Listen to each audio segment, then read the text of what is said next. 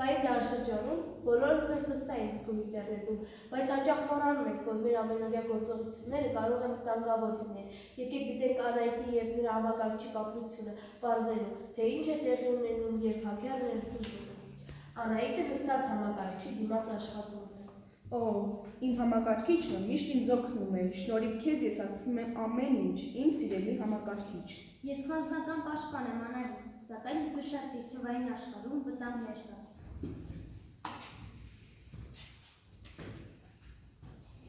Օ, ինչ լավ է, Անահիտը շատ վստահեց իր համակարգչին, բայց կարևորը մոռացավ մեկ բան, անվտանգություն։ Այժմ ես ներթափանցեմ նրա համակարգիչ և կխլեմ նրա բոլոր տվյալները։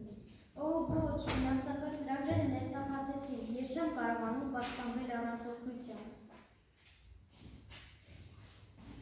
Մի վախեցին, համակարգչի օգին, ես այստեղ եմ, որպեսզի քեզ օգնեմ, նախ խնդրիր, թե որ հակադեպության ծրագիրն ես ուզում ուղղել։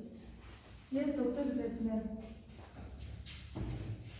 Ես Կոմոդոն եմ։ Ես Սեփնոն 32-ն եմ։ Ես Աբերան եմ։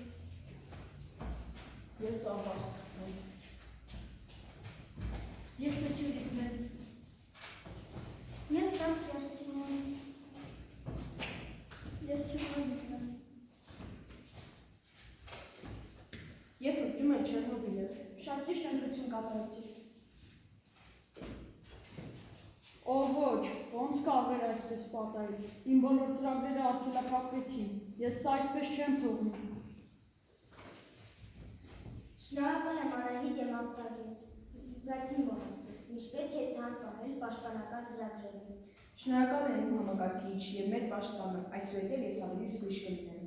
Այս պատմությունը մեզ ցույց տվեց, թե որքան կարևոր է կիբերանվտանգությունը։ Հիշենք թվային աշխարհը, այն կարող է լինել անվտանգ, եթե մենք օգտագործենք ճիշտ գործիքներ և զգոն լինենք։ Բոլորով միասին ձայն բարձրացնենք,